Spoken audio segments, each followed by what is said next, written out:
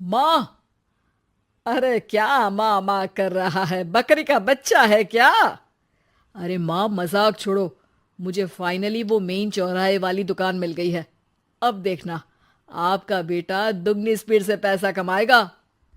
उफ़, ये क्या? मेरी ऑनलाइन मेकअप क्लास चल रही है। इतनी जोर से क्यों बोल रहे हो आप दोनों? अरे मेरी धर्म पत्नी जी, मेकअप क्लास बाद में करना। वो चौराहे वाली दुकान मिल गई है हमको। अरे वाह! रुको, मैं अपनी माँ को फोन लगाकर बता देती हूँ। अरे मैं भी अपने रिश्तेदारों को बता देती हूँ, कितनी खुशी की बात है। हाँ हाँ, मैं भी अपने दोस्तों को बता देता हूँ। 1 हफ्ते बाद रजिस्ट्री है। बस, घर में खुशी का मौका था। उन तीनों ने अपने अपने फोन उठाए और लोगों में बात फैलाना शुरू कर दिया। और रही सही कसर, श्वेता बहू ने अपने पड़ोस में सबको बताकर कर दी। अरे वर्मा आंटी, अब हम भी जल्दी कार ले लेंगे। घर का रेनोवेशन होगा और ठाट से रहेंगे हम भी। अरे, ऐसा क्या हुआ? लॉटरी बाटरी लग गई है क्या? अरे, इस बार चौराहे वाली मॉल में हमको भी दुकान मिल गई है। दुकान नंबर 21, जो एकदम चौराहे पर है। अब ग्राहक बढ़ेंगे तो आमदनी भी बढ़ेगी ही ना। अरे वाह, कितनी खुशी की बात है। मैं बहुत खुश हूँ तुम्हें इतना खुश देख के। बाकी एक बात कहूँ, सबको मत बताते फिरना। किसी की नजर लग जाएगी तो खुशी की खबर वापस लौट जाएगी। हैं? ऐसे थोड़ी ना होता है। अब डरा रही हो। अरे सही कह रही हूँ। काली नजर कहते हैं इस चीज को, जब आप किसी को कुछ बताओ और वो काम बिगड़ जाए। अरे लेकिन मैं तो। तुमने सबको बता दिया ना? हाँ, फोन लगा लगा के। अब बच के रहना।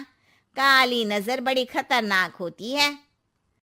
श्वेता इतनी खुश रहती है कि वो वर्मा आंटी की बात पर ध्यान ही नहीं देती, जबकि पड़ोस में और भी लोगों से खुशी की खबर शेयर करती रहती है। अगले दिन राजेश बहुत दुखी होकर घर आता है। अरे बेटा क्या हुआ? मुंह क्यों सूजा हुआ है? मधुमक्खी ने काट लिया क्या? माँ, वो दुकान किसी और के पास चली गई। किसी ने ज्यादा भाव लगा दिया। अरे पर बात तो आपसे हुई थी ना उस दुकान वाले की। हाँ, आज मैं टोकन अमाउंट देने गया था, तब मुझे पता चला। कोई आकर सुबह मुझसे पहले ही ज्यादा अमाउंट दे गया। हम्म, काली नजर। क्या? क्या कहा? वर्मा आंटी ने समझाया था कि किसी को बताना मत, वरना काली नजर लग जाएगी। अच्छा, तुम्हें उनकी बात मान लेनी चाहिए थी। उनकी बात मान लेती, लेकिन उसके पहले ही सबको बता चुके थे ना हम तीनों। अरे अगली बार से ध्यान रखेंगे। कोई भी नई चीज होगी तो किसी को नहीं बताएंगे। तीनों कुछ दिन ऐसे ही रहते हैं, पर एक दिन श्वेता को एक मेल आता है। राजेश, मेरा ऑनलाइन मेकअप कोर्स कंप्लीट हो गया। अब मैं खुद का पार्लर खोल सकती हूँ। अरे वाह, अपने मोहल्ले में ही खोलते हैं। ये जो घर के सामने दुकान है ना, वहीं। हाँ, यहाँ सस्ती भी मिल जाएगी। अगले दिन श्वेता वर्मा आंटी के पास जाती है, मिठाई का डब्बा लेकर। अरे आओ आओ, कैसे आना हुआ? जोर से नहीं बोलूंगी। वो सामने वाली दुकान है ना, वहां मैं अपनी पार्लर की दुकान खोलने वाली हूँ। उसकी मिठाई है।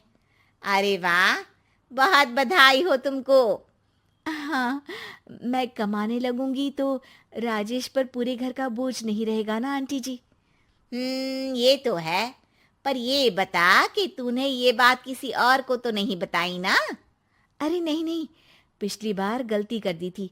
काली नजर लगी किसी की और राजेश के हाथ से वो दुकान चली गई थी।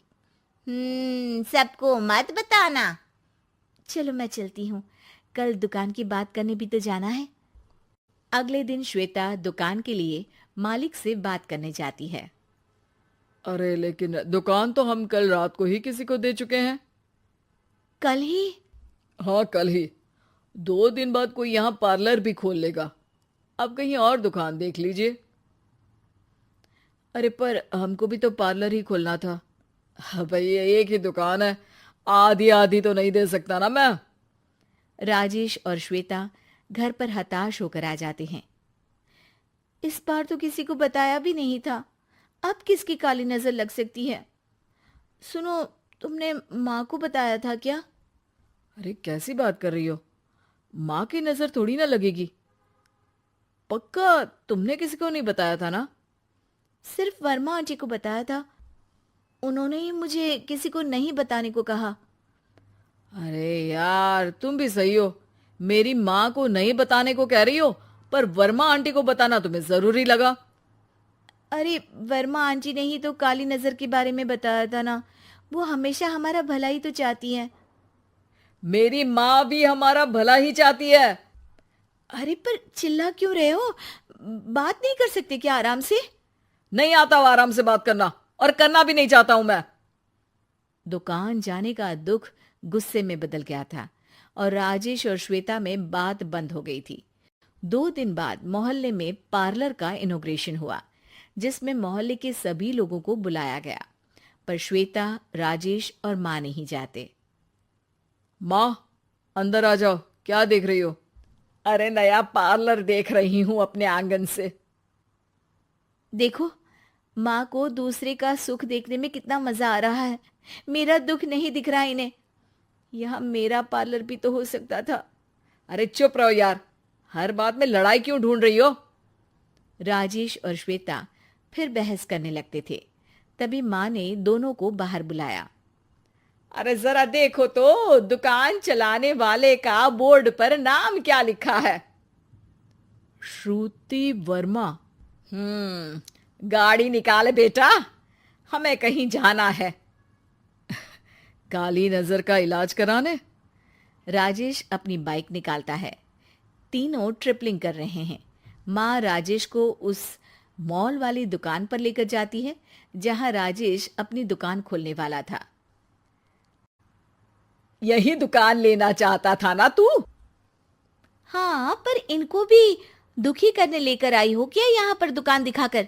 वहां काफी नहीं था? अरे श्वेता, थोड़ा सब्र रख, अभी पता चलेगा कि हम यहाँ क्यों आए हैं। बता, इस दुकान चलाने वाले का नाम क्या है? अनुपम वर्मा। कुछ समझ में आया?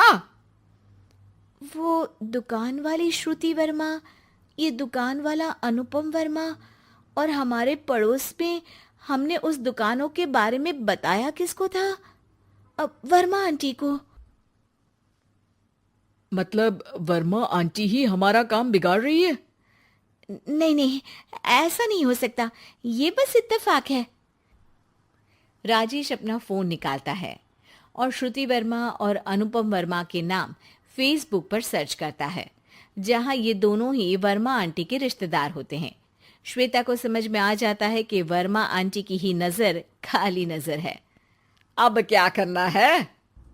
कोई भी खुशी की खबर हो तो काली नजर से बचना है, यानी वर्मा आंटी से बचना है। अरे पर मुझे ये समझ में नहीं आया कि वो हमारे साथ ऐसा क्यों करेंगी। अरे बेटा, एक सीख है, दूर के आदमी को आपकी तरक्की से कम परेशानी होगी, पड़ोसी को ज्यादा। दोनों माँ की बात में हामी भरते हैं और अगला काम चुपचाप करने की कसम खाते हैं, ताकि आगे से वर्मा आंटी कोई काम ना बिगाड़ सके।